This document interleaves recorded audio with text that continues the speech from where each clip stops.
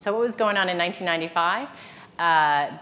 The first books were being sold online by a little company called Amazon.com, and there was no Google at the time. So how has it changed? How has shopper marketing changed from there? 17 years later, Google decided they had to go back a step from first moment of truth to zero moment of truth. And now there's just a dizzying array of places where she's making a retail purchase decision.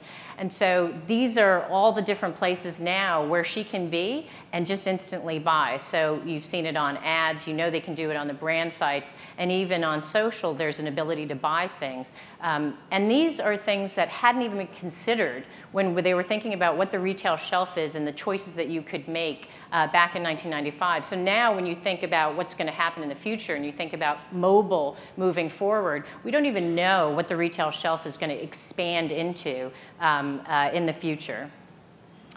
So as marketers, how in the world are you supposed to address that? How are you supposed to address the time when Google says success in this ZMOT is 80% of success is just showing up? Well, how are you supposed to show up when she is going to 8 different sites on average and can be making that retail purchase at any moment? How are you supposed to provide content that is on message, that can help inform the purchase and impact the woman as she's thinking about what to buy? And so what EXPO and others are doing are thinking about evangelizing, getting your evangelists, your consumers, to help fill in that content for you, to help that shopper marketing. We did a study with Ogilvy Action, and we found a group called the Brand Connected Consumer. 1 in 4 of them is talking about you and your brand weekly. And they're doing it where shoppers are hanging out. They're doing it on retail sites. They're doing it on your websites. They're doing it in social. They're actually already talking about you. And both the tragedy of that and the opportunity is that 70 to 80% of them think you're listening. They think that you value what they're saying. So they're actually doing it when we were talking about authenticity versus authority. They think the authority actually cares about their authentic point of view. And that's the opportunity that we think that you can capture to help fill out your shopper marketing content. So it does take work. It does take the time and the consideration that you have to put to show that these people that you actually do value what they're creating, and that you can help direct them and partner with them in a conversation to create that content. So you're very busy. You got a lot of stuff to do. Why should you put any time toward this? This seems like it's going to take a lot of effort to get done. So, you know, there's the old adage that says, I know 50% of my marketing is working. I just don't know which 50%.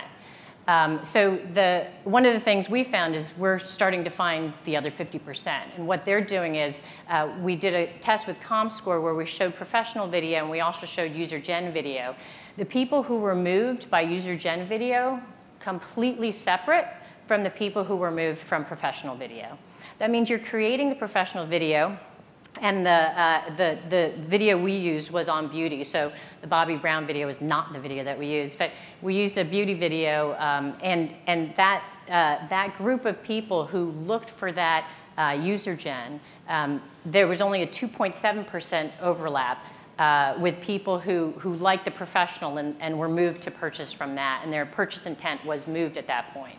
So we think there's 2 reasons that has occurred because of the user gen. One is the type of content that users create. So when you think about what you were doing when you were trying to create that professional video, it was trying to create a memorable moment, right? You're constantly barraging them with that moment that they can think about and remember. It's emotional. It talks about the brand as a whole, as a halo. And it's usually quick because a lot of the things that we're doing are 15-second pre-rolls in video. The users, however, talk totally differently. Did you ever talk like a commercial when you're talking to your friends about a product? What did you naturally do? You naturally talked about how that product helped your lifestyle. You showed things that were important. That were important to you, and you talked about product quality. So again, when we went through this test with ComScore, ComScore saw those as very persuasive elements that TV commercials and other professional videos are missing, but that the users naturally did in their daily discussion about products. And that was one of the differences that moved audiences separately from professional video. There was a second reason, which is that the other thing that we talked about is authenticity. The authenticity of the message is very meaningful. So we did an apples to apples where we took a professional how-to. It was scripted, it was edited, it was really nicely shot, very professionally shot. It was expensive. And then we took one of our unedited consumer how-tos. So it was the same product, but we just had a consumer do it. Again, unedited, raw. It was just totally natural, the way she authentically spoke to her friends about the product. It not only captured the consumer's interest faster, it held it higher and longer. And the reason is when we asked people, because we did a qualitative follow-up as people were saying, I like this, they said, we liked what she was showing. We wanted to hear the next thing she thought was important. It was that authentic voice and telling you what she thought was important. That became important to them. It's very different than professional videos. And so once you get all of that content, there can be vast quantities of content that you can create. How do you get it out into the ZMOT? What can you do with that that's any different than the professional content where you might have one or two pieces of it? So the great thing about sourcing it from your consumers is you can get a lot of flexibility from what they've created. So I'm just going to start in the ZMOT at the retail product page, which is kind of understandable.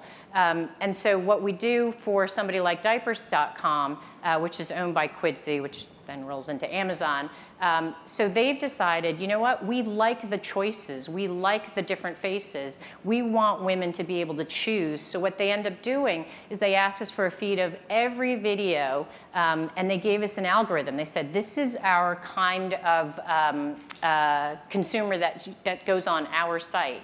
And so I would like, and they gave us some demos of people that they would like to see. And so that algorithm now goes up on their site, and they have multiple thumbnails so that you can choose the person that most looks like you, that you believe will tell you from her perspective or his perspective what was important about the product. So the right video, right place, right time.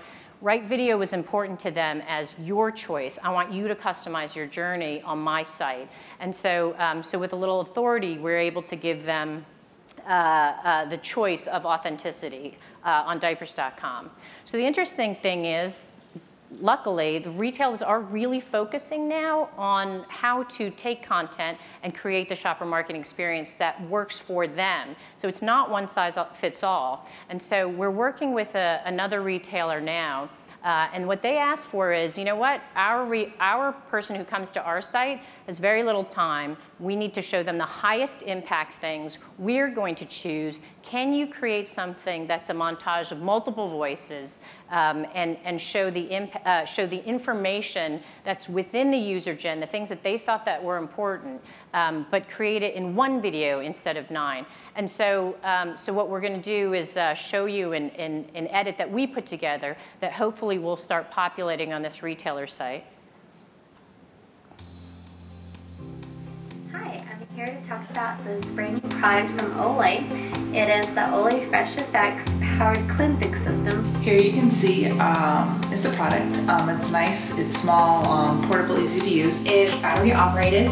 It's got these little bristles on it that are rubber, which is absolutely amazing. And it actually cleans your T-zone. It's very easy to get into your hairline. It fits perfectly in those hard to reach spots on your face. You only need a little amount for it to work all over your face, which is nice because the area that you're getting the cleanser on is concentrated.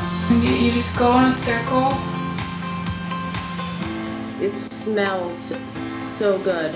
And you really feel a difference. It's like you're at a spa almost. And I've been using it for a little over a week now, and my skin is just absolutely amazing. And when your face is really clean, it just kind of gives you that extra boost. No, it took the makeup right off, that easy. You don't have to scrub for hours. This scrubs it for you really nicely. Very cool device. I like that it runs on one little battery. 5 stars. So you saw a lot of the professional video earlier with the awesome woman from Macy's, but for us, this is so different. It's so much more authentic, and it shows a completely different perspective than the professional videos that you're used to both creating as well as seeing.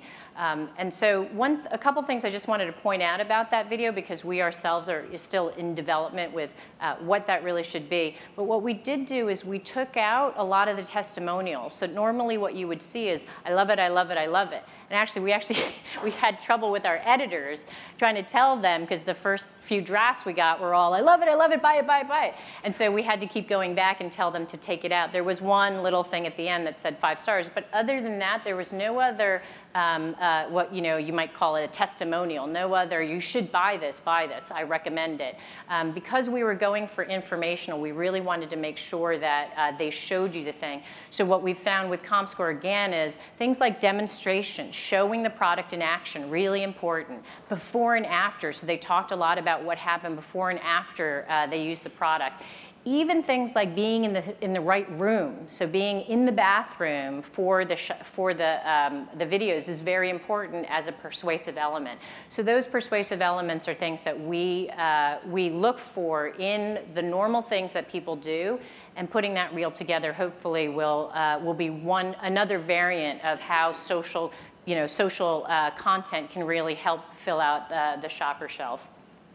And then the other thing is, again, on the ZMOT, other than the retail product page, there are other places now, as we discussed, that can go to sale. So on brand websites, they're showing videos as well. And so, so that kind of makes sense, right? You have consumers talking about your product. The great thing is the people that are watching this video are interested in the product, so we're able to enable through video, and you can do it through all of your content, is that click to buy, right? Click to be able to shorten that cycle and go right to sale. So that's how you can turn another digital moment into a shelf, into a digital shelf, so that you can use that persuasive content and just create the momentum to send her right into the buy.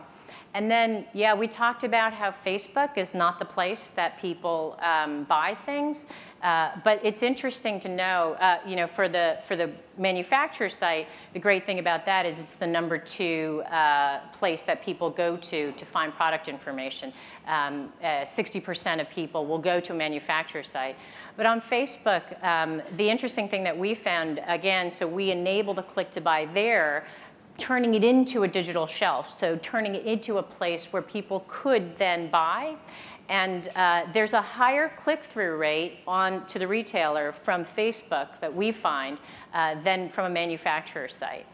So even though people may not be buying here, people are researching, and shortening that cycle and allowing that to become a digital shelf is where, again, your shopper marketing and crowdsourcing that becomes a very easy place to turn a lot of your presences right into the retail purchase cycle.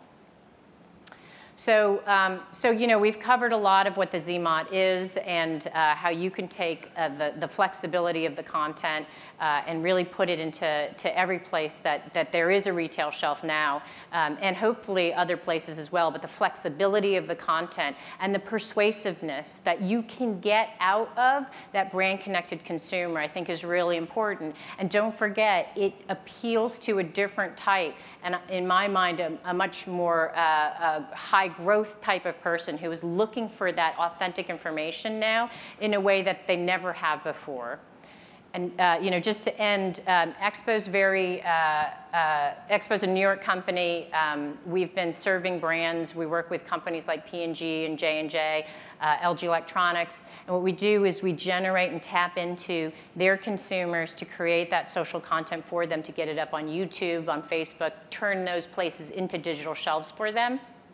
And take that content, both in the generation, the management, and the publishing side, and to syndicate it right onto the retail product page as well. So those are some of the things that we do. I think that's it. Thanks. Daphne, thank you very much. We have a couple of minutes. Does anyone have any questions for Daphne? I don't know if you brought a team with you today as well, or are you solo? Oh, yeah. So I have a bunch of people out, and I'm sure they'll find you if you don't find them first. Any questions for Daphne here before we let you go? Or let you go, actually? No? All right. We'll grab Daphne's team. Daphne, thank you very much. Very well done. A big hand for EXPO for the presentation, and also keep it going for Louddoor, for Jeff and Rick. Hey, Rick, right over there. We got a few minutes. So take a minute, refresh your stations, clean up a little bit, get yourself together, people. Grab some coffee, refresh, and then Kathy will take it over. And who do we have in the afternoon? Don Steele from Comedy Central will be kicking off here in about 5 or 10 minutes. So see you shortly.